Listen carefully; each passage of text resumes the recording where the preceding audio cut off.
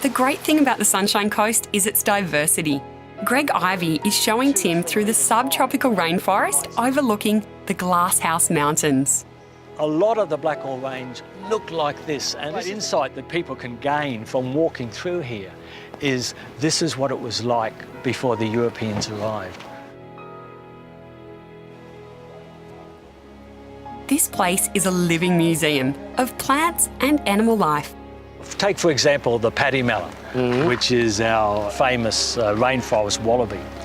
That stays within the park area because it is totally dependent on the trees that are here. It likes the dark, it likes the coolness, it likes the rainfall we get here, so it stays here. And it's not moving out because this is perfect environment for it.